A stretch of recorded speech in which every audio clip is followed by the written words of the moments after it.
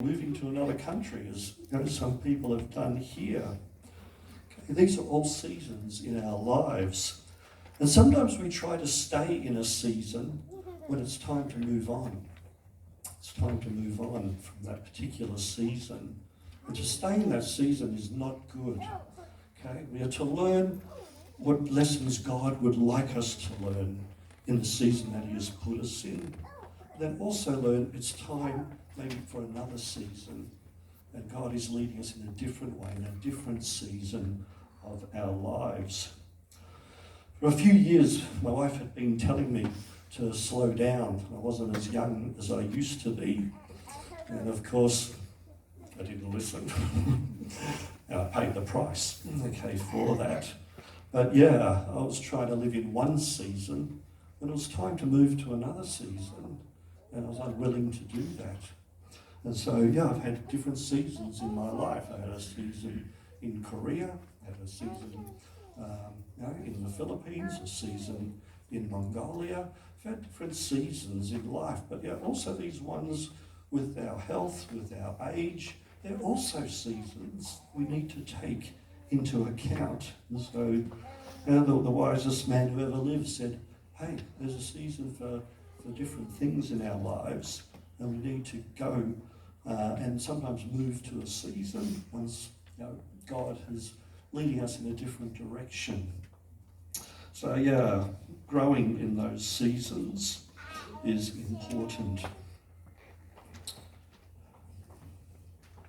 So yeah, the last one, probably the most important, is the importance of family. The importance of family. Obviously, it's pretty obvious. We say that, but do we actually do it? Do we actually do it? After the heart attack, I was making my year plan as a pastor. Did some things a little bit different. Usually I put in all of the conference events and this event and that event and church events.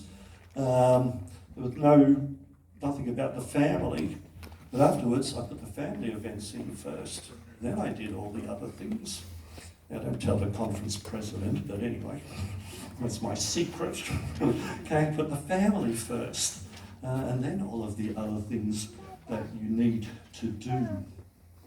The year 2016 could have been quite disastrous for my family. That's my wife and two boys. That's my youngest boy's birthday today, so he's 25 years old. But yeah, 2016 was a very unusual year. 2016, my wife Mia had a bit of a health scare, and she had to do some tests and things like that. And if things were as bad as they could have been, okay, she could have died. She could have died. Next thing that happened, my son, it's his birthday today, he had a car accident. He was hit by a car crossing the road. He was thrown into the air. He landed in front of a car, and the car wheel stopped just before his head. Okay?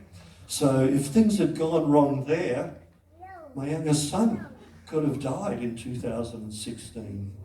And then at the end of 2016, I had a heart attack. So I could have died. In the space of 4 months, 3 of my family could have died.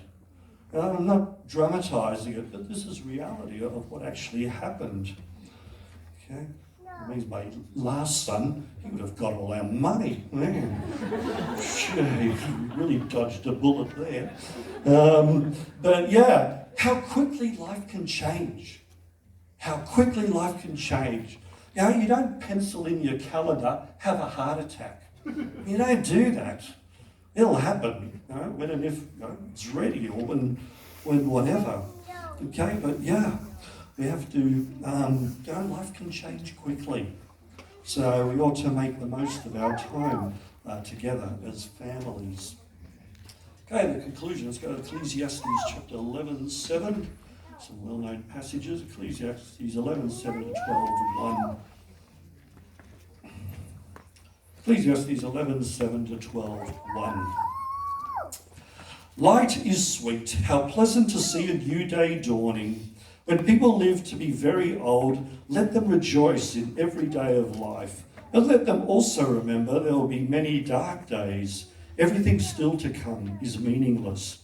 Young people, it is wonderful to be young. Amen. Enjoy every minute of it. Do everything you want to do. Take it all in. But remember that you must give an account to God for everything you do. So refuse to worry and keep your body healthy. But remember that youth with a whole life before you is meaningless. Don't let the excitement of youth cause you to forget your Creator. Honour Him in your youth before you grow old and say, life is not pleasant anymore. Remembering God, we are to enjoy life. Life was meant to be enjoyed, but not without God. Not without God. Remember God, not just in our youth, but every stage of our life.